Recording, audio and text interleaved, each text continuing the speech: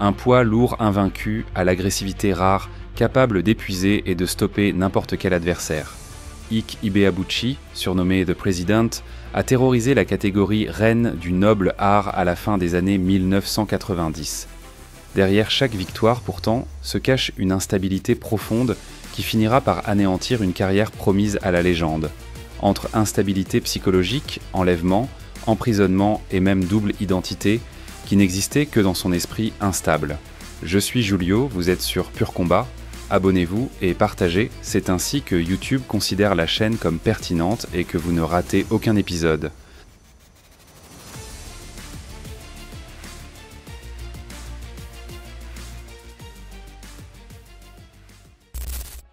Né au Nigeria en 1973, Ike Ibeabuchi s'initie à la boxe à 17 ans, inspiré par le choc Tyson Douglas. Rapidement, il devient le meilleur espoir des poids lourds africains. 3 ans plus tard, il part aux États-Unis pour se lancer en professionnel. Dès sa première année, il enchaîne 6 victoires, toutes à sens unique, imposant déjà un style physique et implacable. Sa 7e sortie sur le sol américain le confronte à Greg Pikram, un adversaire bien classé qui venait de remporter 3 KO brutaux consécutifs. Ibeabuchi impressionne le public avec une mobilité inhabituelle pour un poids lourd et des contres précis.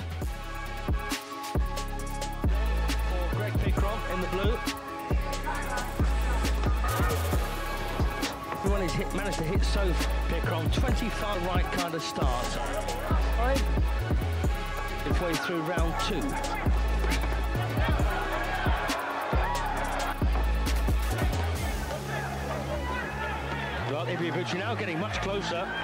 Lovely uppercut on the inside there, round 3. And Pikram nicknamed Chop. Après un travail méthodique au corps, il force l'arbitre à arrêter le combat au 3e round. Sa réputation ne fait que croître. Big shot there by Ibeabuchi. And Pikram in trouble now, needs to keep those hands up, get moving.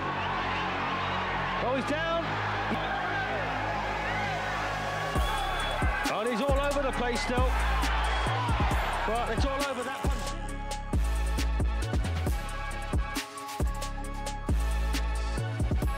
From Dallas, Texas, the president, Ike Ibeabuchi. En 1996, Ibeabuchi poursuit sa série de victoires, enchaînant 4 KO consécutifs. Sa puissance, sa cadence et sa capacité à fatiguer ses adversaires attirent l'attention de toute la division.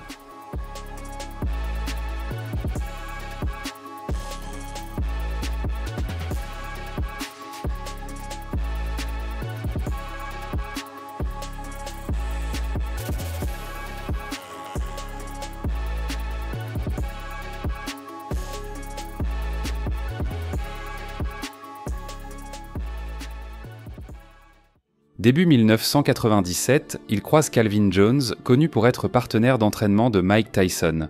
Même s'il était en fin de carrière, il avait encore de grands combats à son actif, ce qui laissait présager un défi de taille.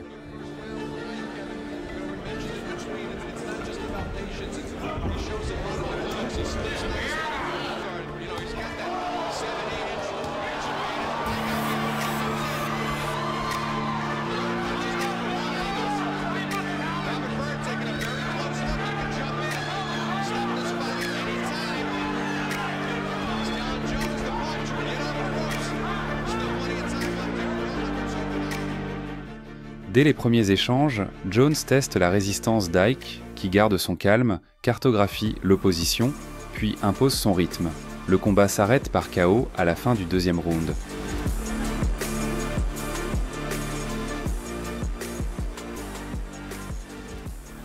Pour se rapprocher du sommet, Ibeabuchi affronte Marion Wilson, réputée pour son menton inébranlable. Marion avait un palmarès avec beaucoup de défaites, mais ce qui faisait peur, c'était qu'on ne pouvait pas le mettre KO, il résistait généralement tous les rounds, une épreuve d'endurance pour Ike. 10 rounds, c'est la première fois qu'un adversaire résiste jusqu'à la décision.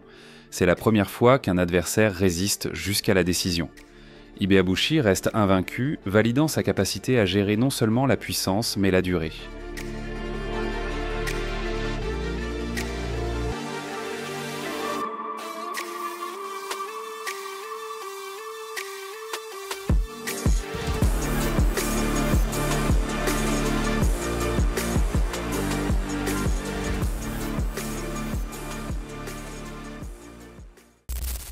Juin 1997.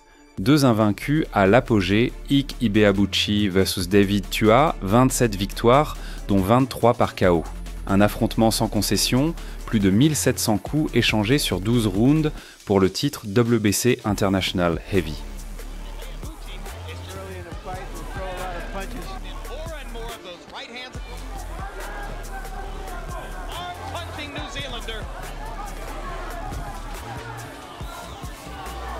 Took of his own. Tua now opens up with a left hook, and Ibeabuchi returns fire. Subsequent right hands and double left hook. Hand by Ibeabuchi. There's that right hand. Right lead, left hook by Tua. 3 rounds, the double left hand.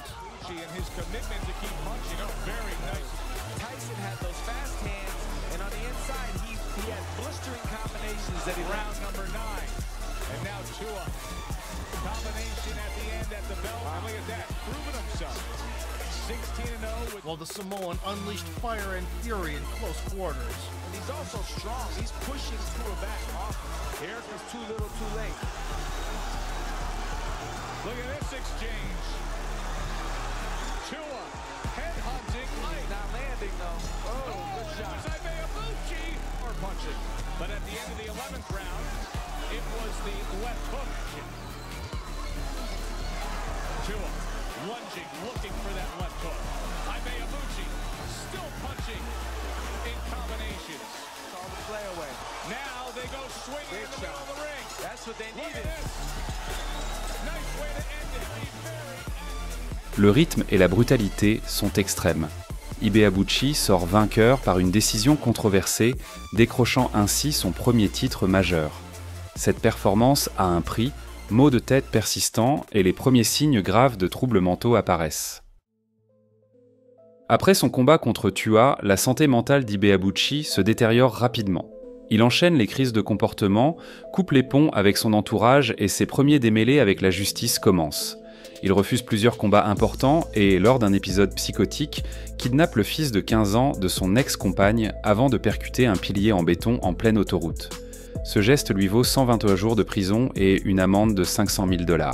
À cette période, Ibeabuchi ne répond presque plus que sous le nom de « le président ». Son entourage exploite ce personnage. Lorsqu'il refuse un ordre ou menace de déraper, on lui rappelle que le président est censé incarner autorité et contrôle. Ce double jeu devient une nécessité pour tenter de canaliser l'instabilité d'un boxeur déjà hors de tout cadre. Libéré, Ibeabuchi reprit brièvement sa carrière en 1998 après 13 mois d'inactivité, mettant Tim Ray KO au premier round en juillet 1998.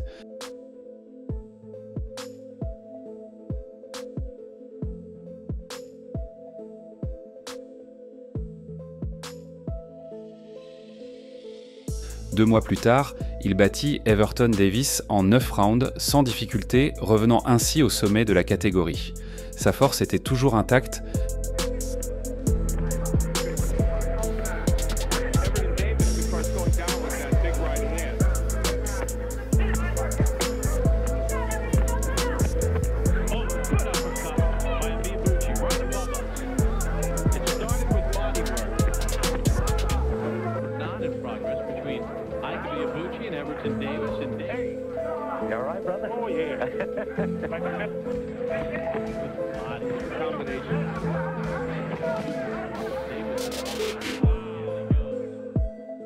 En mars 1999, il affronte Chris Bird, invaincu, 26-0, futur double champion du monde.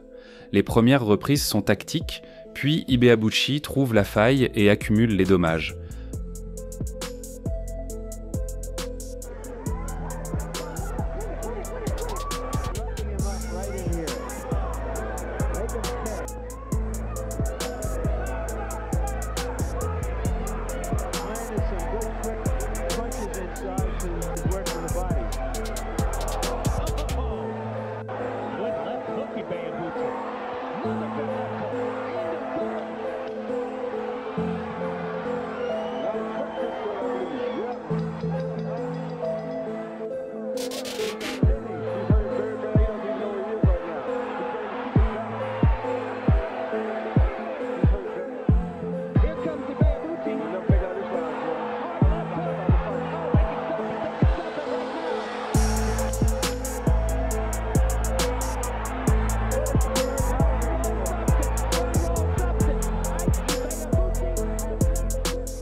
Bird s'incline avant la limite, Ibeabuchi reste invaincu et paraît prêt pour la gloire suprême.